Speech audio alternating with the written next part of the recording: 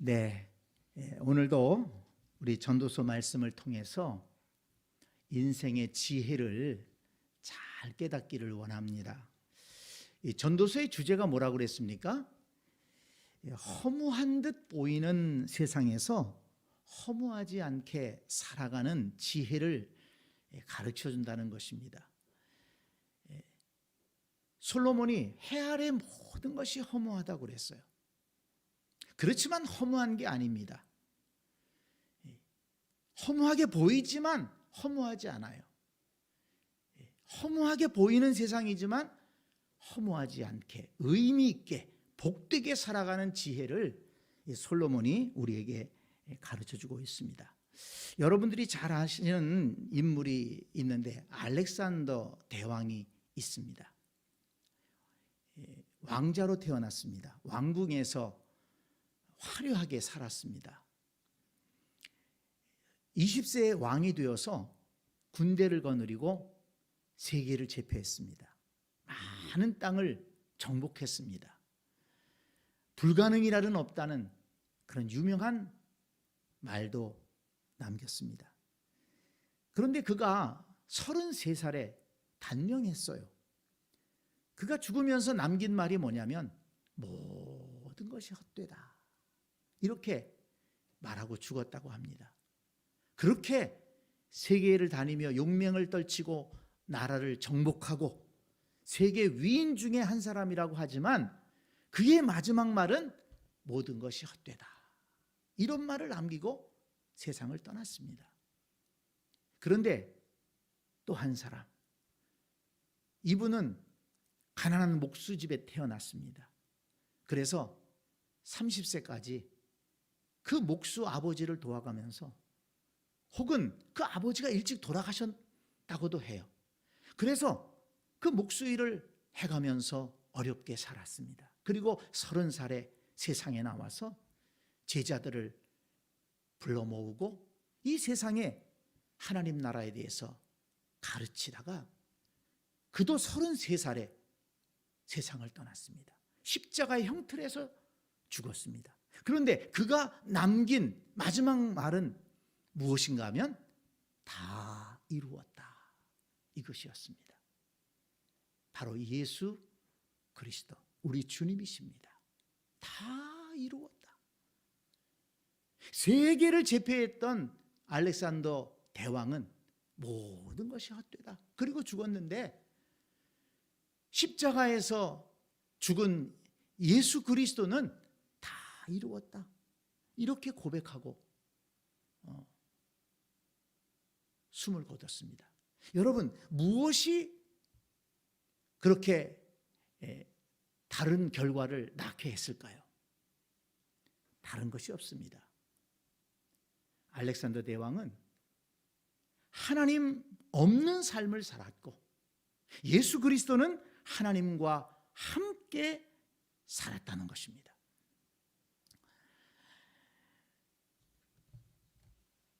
하나님 안에서 사는 사람은 우리의 생명이 어디에서 왔는지, 또 우리가 살아가는 모든 과정이 하나님의 뜻 안에 있다는 것을 알고, 또 우리가 이 세상을 떠날 때에도 그것이 끝이 아니라 죽음을 넘어서 하나님과 함께 영생한다는 것을 믿기 때문에 절대로 이 세상을 허무하게 여기지 않습니다.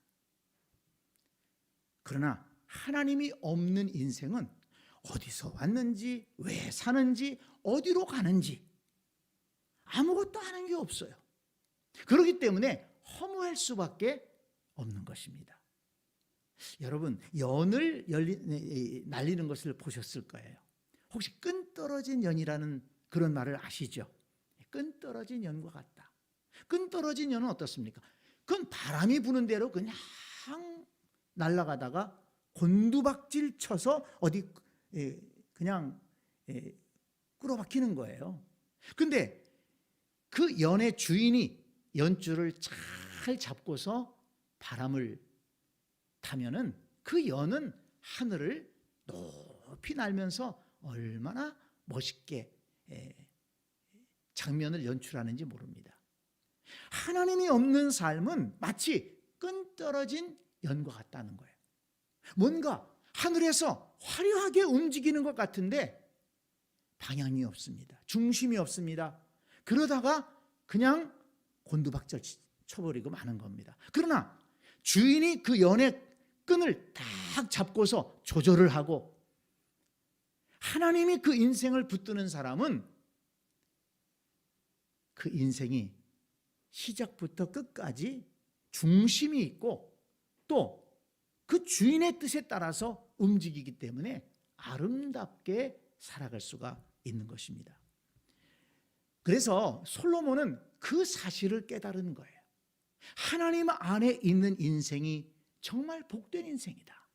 하나님을 아는 인생, 하나님을 경외하는 인생이 복된 인생이다.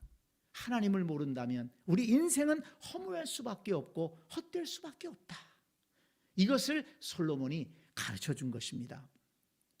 그래서 여러분, 이 세상의 모든 것은 하나님의 손안에 있다는 것을 믿으시기를 바랍니다. 자, 오늘 1절 말씀을 한번 보시기 바랍니다. 이 모든 것을 내가 마음에 두고 이 모든 것을 살펴본즉 의인들이나 지혜자들이나 그들의 행위나 모두 다 하나님의 손안에 있으니, 모두 다 하나님의 손안에 있으니, 여기에다가 밑줄을 꽉 쳐놓으시기 바랍니다. 모두 다 하나님의 손안에 있는 것입니다. 이것을 믿고 하나님을 의지하고 하나님을 바라보며 살아가는 사람은 결코 헛되게 살지 않는다는 것입니다. 자, 여러분 생각해 보세요. 이 자연 만물이 하나님의 손안에 있습니다. 왜? 하나님께서 창조하시고 하나님께서 운행하시기 때문에 그렇습니다. 간단한 예를 들어보자면 우리 이 태양계에 가장 중심이 태양이 아니겠습니까? 이 태양의 표면 온도가 한 6,000도 정도 된다고 그래요. 어마어마한 거죠. 그리고 그 아주 이글거리죠. 그리고 뜨거운 열을 내뿜습니다. 빛을 비추고 열을 냅니다. 근데 우리 지구는 그 빛과 열을 받아서 생명을 창조하게 됩니다. 만약에 태양이 조금만 식어보세요. 그러면 우리 지구는 생명이 살아있을 수가 없어요.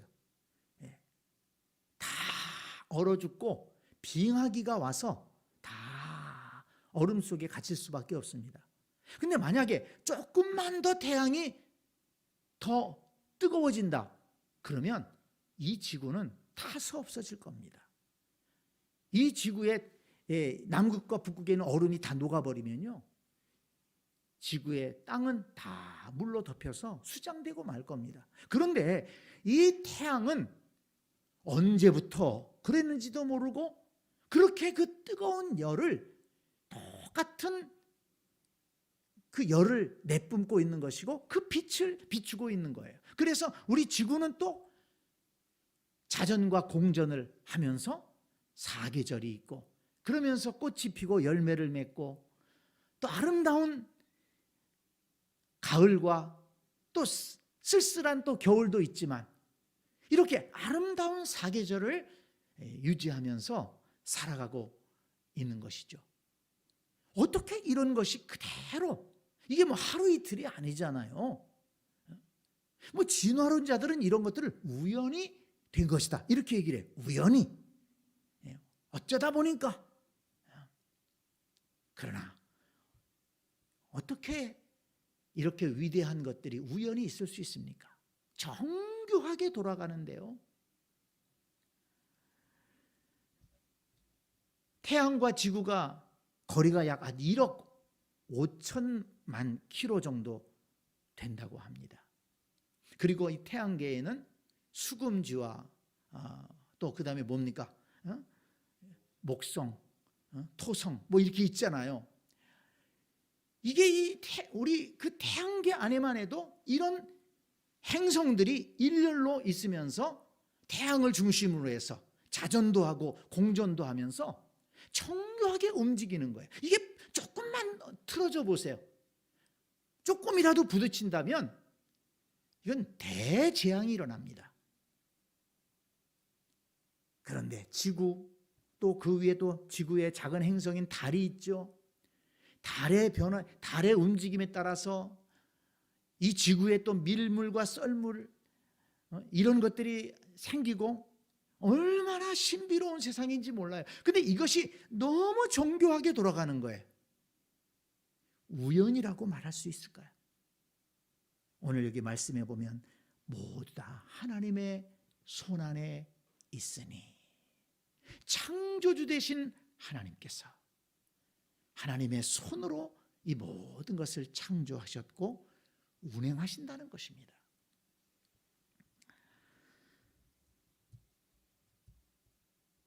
여러분, 자연 만물뿐만 아니죠.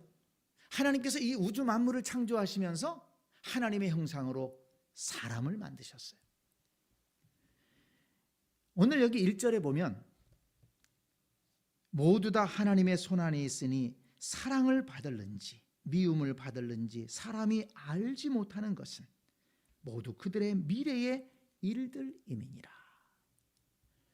하나님께서 우리 인간을 만드셨는데 인간이 굉장히 지혜롭다고 그러고 똑똑하다고 그러고 뭔가를 막 창조해내는 것처럼 그렇게 생각하는데 여기 말씀 그대로예요.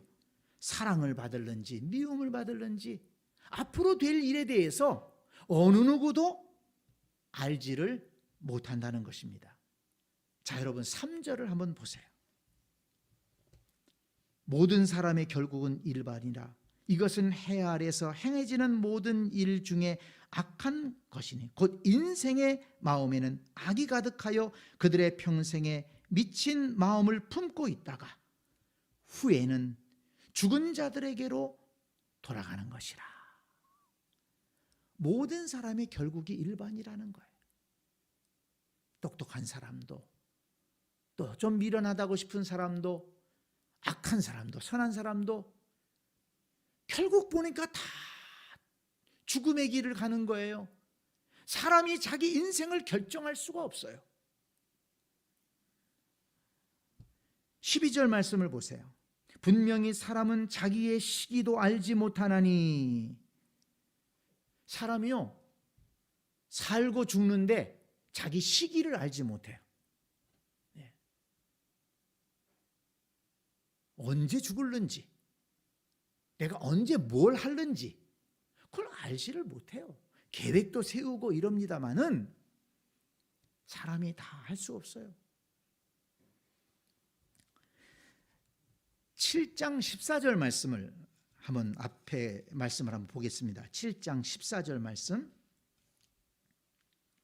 형통한 날에는 기뻐하고 곤고한 날에는 되돌아보아라.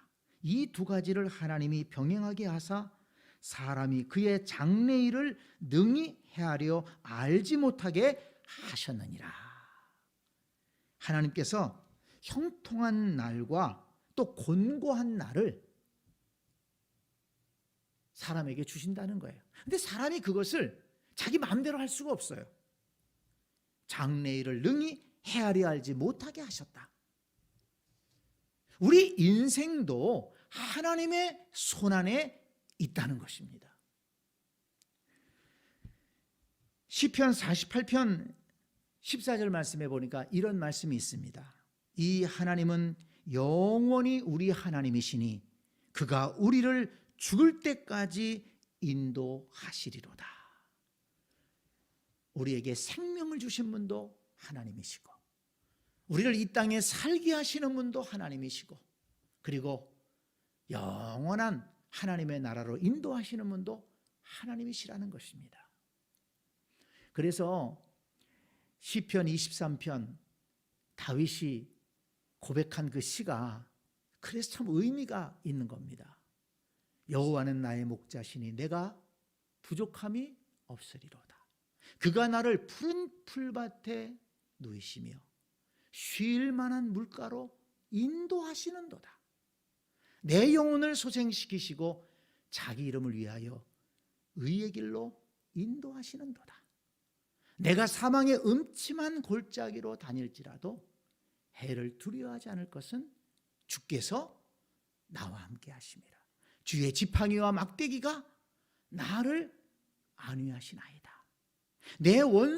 주께서 내 원수의 목전에서 내게 상을 차려주시고 기름을 내 머리에 부으셨으니 내 찬이 넘치나이다. 내 평생에 선하심과 인자하심이 반드시 나를 따르리니 내가 영원히 주의 집에 살리로다. 여러분, 다윗이 어떻게 그런 고백을 할 수 있었습니까? 바로 이 사실을 믿었기 때문에 그러는 거예요. 오늘 말씀 그대로 모두 다 하나님의 손안에 있으니, 내 인생이 하나님의 손안에 있다. 그렇기 때문에 하나님의 인도하심에 모든 것을 맡기고 살았고, 그렇게 아름다운 시편을 노래할 수 있었습니다. 그래서 여러분, 오늘 이 본문 말씀에 보면 우리 인생이 하나님의 손 안에 있기 때문에 우리는 그 하나님의 손 안에, 우리 인생이 하나님의 손 안에 있다는 것을 믿고 어떻게 이 땅에서 살아가야 되느냐, 이것을 솔로몬이 구체적으로 가르쳐 주는데요, 그 지혜를 깨달아야 됩니다. 첫째는 살아있음에 감사해야 된다는 것입니다. 자, 4절 말씀을 한번 보세요. 모든 산자들 중에 들어있는 자에게는 누구나 소망이 있음은 산 개가 죽은 사자보다 낫기 때문이니라. 여러분, 사람들이 이런 질문 많이 하죠. 왜 살지? 내가 왜 사는 거야? 나는 사는 이유를 모르겠어. 왜 살까요? 하나님이 살게 하셨으니까 사는 거예요.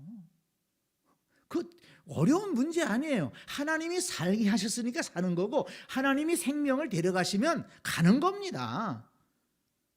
그러니까 살게 하셨다는 것에 감사하라는 거예요. 오늘 살게 하신 하나님, 생명을 주신 하나님.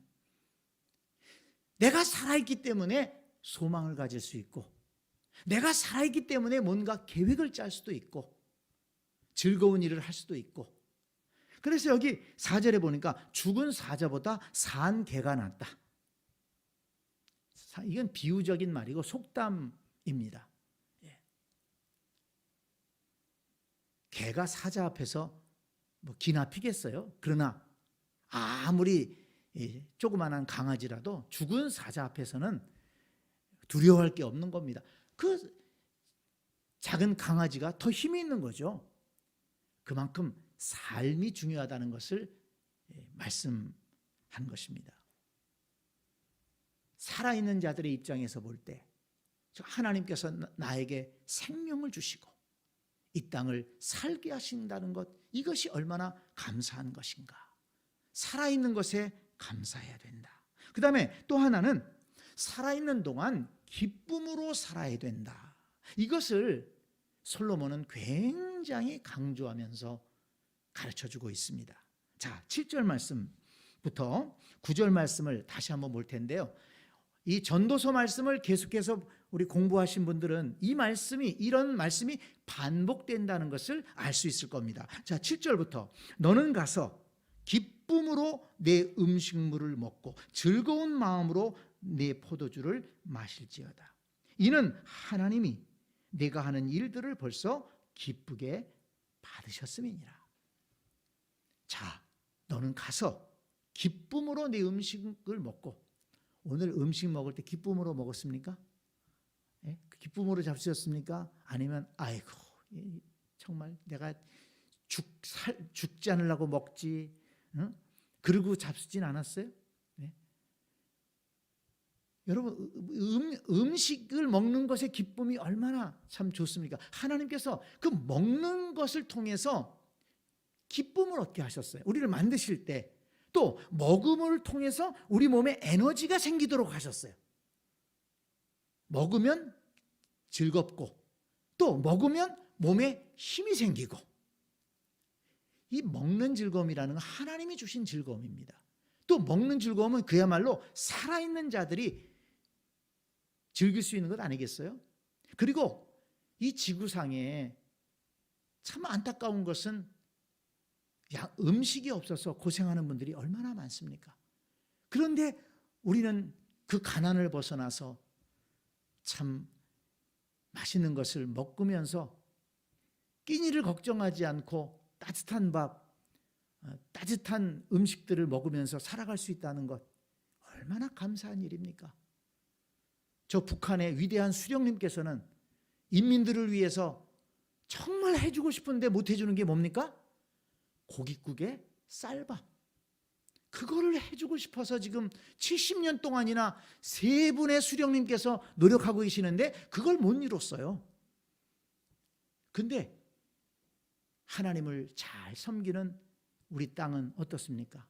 그거 이미 넘어갔잖아요. 얼마나 참 잘 먹고 잘 살고 있습니까? 하나님께서 은혜를 주신 겁니다. 즐거운 마음으로 내 포도주를 마실지어다. 이 말씀에 또 아멘 하시고 오늘 돌아가셔서 즐거운 마음으로 포도주를 잡수려고 하시는 분들은 그렇게 오해하지 말기를 바랍니다. 이스라엘에서는 이 잔치 때 꼭 포도주를 먹는 그런 관습이 있죠. 왜냐? 이 유럽이나 그쪽은 물이 안 좋기 때문에 물이 굉장히 안 좋아요. 석회질이 많이 섞여 있고, 그래서 이렇게 맥주를 마신다든지 이렇게 발효된 것들을 먹는 것들이 참 많이 있는데요. 어쨌든 이것은 즐거움을 상징하는 것입니다. 이 식사를 즐겁게 하는 것을 말하는 것이죠. 하나님께서 너희 하는 것을 기쁨으로 받으셨다. 하나님께서 우리에게 기쁨을 주신다는 거예요. 그래서 하나님이 주신 인생을 기쁨으로 살아가야 된다. 항상 여러분 이것을 잊지 마시기를 바랍니다. 5장 19절 말씀에도 이것이 반복이 되어 있죠. 전도서 5장 19절 말씀에 보니까 또 어떤 사람에게든지 하나님이 재물과 부요를 그에게 주사 능히 누리게 하시며 제 몫을 받아 수고함으로 즐거워하게 하신 것은 하나님의 선물이라. 하나님이 우리에게 선물로 주신 거예요. 먹고 마시고 즐거워하는 것, 그 기쁨을 누리는 것이 하나님의 선물이라는 것입니다. 그리고 또 하나는 오늘 본문에 보면 살아있는 동안 기쁨을 누려야 되는데 기쁨의 태도를 유지하라는 것입니다. 다시 쉽게 말하면 우중충하게 살지 말라는 거예요. 자, 8절 말씀을 보세요. 오늘 9장 8절. 9장 8절에 뭐라고 되어 있습니까? 내 의복을 항상 희게 하며 내 머리에 향기름을 그치지 아니하도록 할지니라. 이 유대인들은 기쁜 일이 있을 때 흰옷을 입습니다. 슬프면 무슨 옷을 입죠? 베옷을 입는다고 그랬어요. 슬픈 때는 베옷을 입고 기쁠 때는 흰옷을 입어요. 그리고 머리에 기름, 향유를 발랐다는 것은 그건 굉장히 자기를 꾸민다는 것 아니겠습니까? 멋을 내는 거예요. 값비싼 향유를 바르고 하얀 흰옷을 입고 지금 잔치의 자리에 가는 것처럼 그런 모습을 갖춘 것입니다. 그러니까 우중충하게 살지 말라는 거예요. 왜? 하나님께서 생명을 주시고 하나님께서 살게 하셨기 때문에 기쁨으로 살아가라. 이런 말씀을 주시는 겁니다. 그래서 여러분 할 수 있는 대로 우리가 비싼 옷이 중요한 것이 아니고 항상 옷도 깨끗하게 입고 그리고 항상 우리의 모습도 정갈하게 하면서 우리의 모습이 이 하나님을 믿는 사람으로서 아름다운 모습으로 그리고 우리 얼굴에 웃음을 띠고 늘 이렇게 참 친절하게 대하면서 우리 삶을 기쁨으로 평안함을 누리며 복되게 살아가는 것이 중요하다는 것입니다. 그냥 뭔가 짓눌려 가지고 우중충하고 인상 쓰고 늘 그 입에서 나오는 말은 짜증스러운 말이고 그런 인생을 살아서는 안 된다는 것이죠. 자, 그다음에 또 하나가 가정생활의 기쁨을 누려야 된다는 겁니다. 이것도 전도서에서 반복해서 강조하고 있죠. 9절 말씀을 보세요.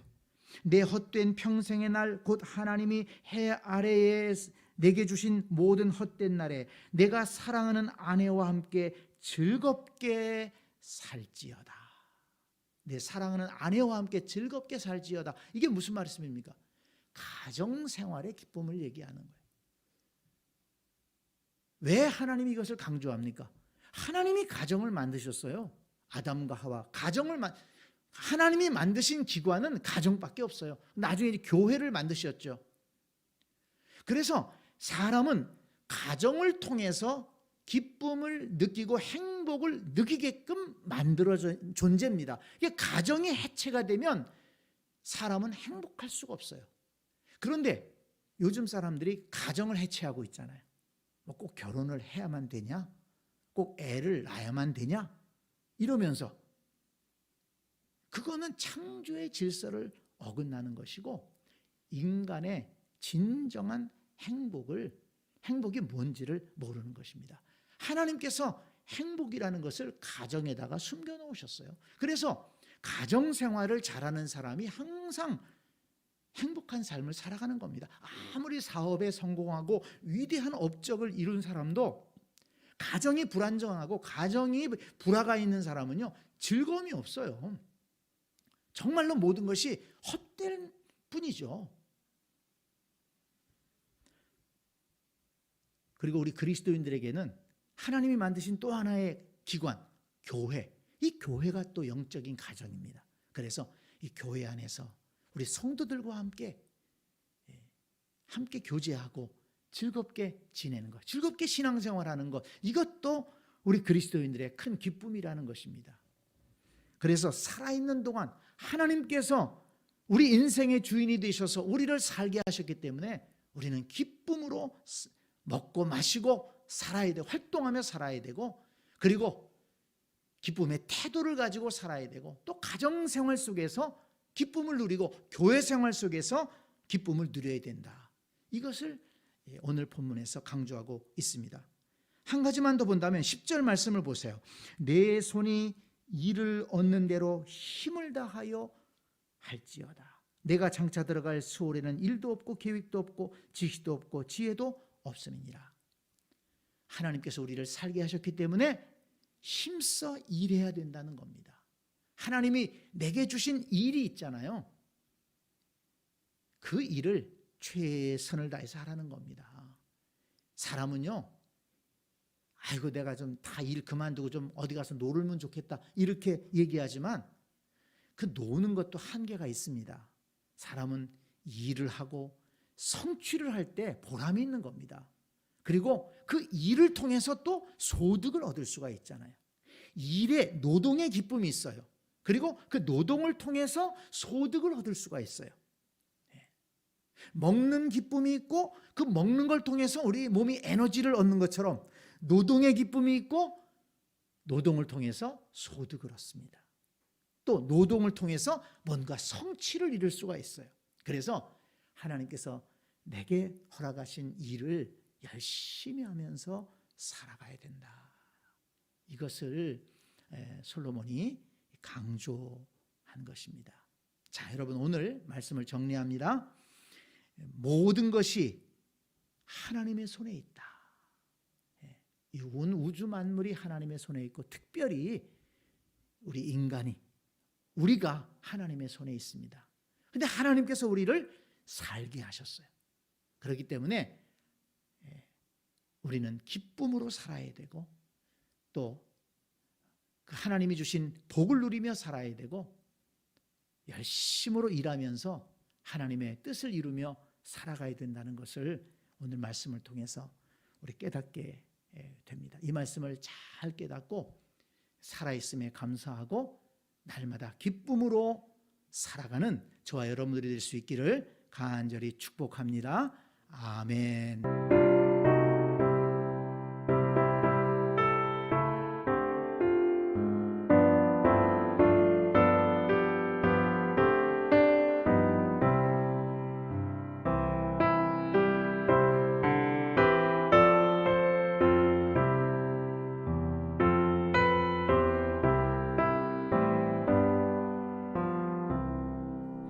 주 날개 밑 내가 편안히 쉬네. 밤 깊고 비바람 몰아쳐도 아버지께서 널 지켜주시니 거기서 편안히 쉬리로다. 주 날개 밑 평안하다. 그 사랑 끈을 짜니뇨. 주 날개 밑 내 쉬는 영혼 영원히 거기서 살리. 주 날개 밑 나의 피난처 되니 거기서 쉬기를 원하노라. 세상이 나를 위로치 못하나 거기서 평화를 누리리라. 주 날개 밑 평안하다. 그 사랑 끈을 짜니요. 주 날개 밑 내 쉬는 영혼 영원히 거기서 살리.